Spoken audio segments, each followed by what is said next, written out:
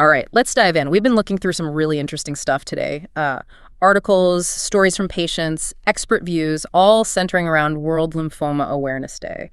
And, what kept jumping out really was this unique idea for shining a light on, well, on living well with lymphoma.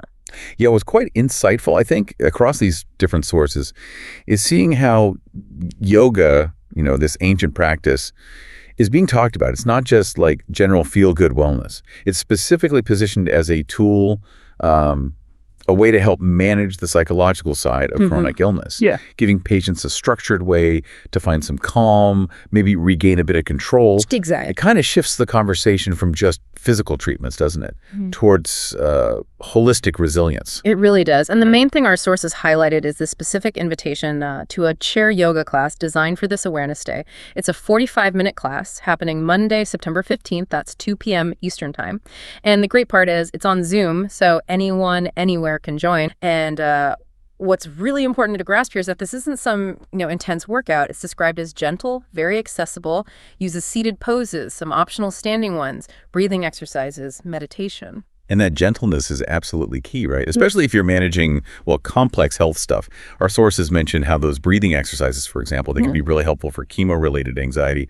And the gentle movements might help with things lymphoma patients often face, like fatigue or neuropathy. Yeah. It's all about helping people find their balance, mind, body, and spirit, giving them actual tools, to handle daily discomforts and just the overall emotional weight of it all. That really nails it, I think. The sources definitely hammer home the power of this. It's framed as a call to join a global community to move, breathe, and stay connected. Yeah. And that community part, the connection, that seems so crucial when you're dealing with something that can feel really isolating. Oh, absolutely. That sense of belonging is huge. And you really see the impact in what participants have said. Like one person shared, sometimes I don't know how much tension I'm holding in my mind and body until I start to consciously move, breathe, and relax. Wow. Yeah, and they said it feels transformational from the very first movement to the last. That's pretty powerful. That is powerful. It's not just about temporary relief then. Exactly. It sounds like it's about building real coping skills, kind of redefining wellness for yourself when you're managing a serious condition. Another person mentioned finding a path of wellness in the midst of an incurable cancer. That's incredible. It really highlights how these accessible practices can build, deep resilience and give back that sense of agency. It goes way beyond just the physical symptoms. Those stories really drive the point home, don't they? It's clearly more than just exercise. And that community feeling you mentioned, organizations like IWMF are key to that. Right, the International Waldenstrom's Macroglobulinemia Foundation. Yeah, them. The class itself is free, which is great, but they do encourage donations to IWMF if people are able. It helps support their whole wellness program. Which keeps these kinds of valuable resources going for the community. Makes sense. So wrapping this up, what's the takeaway for you, the listener?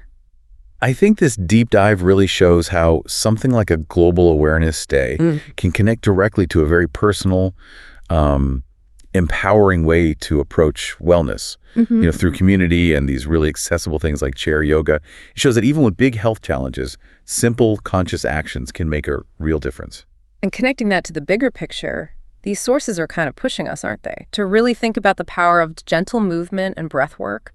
It's often underestimated, I think, not just for chronic illness, but for everyday well-being, too. Regulating our nervous system, boosting cognitive resilience. It just underscores how vital it is to have pathways for self-care and connection, valuing those small internal shifts just as much as the big outward changes.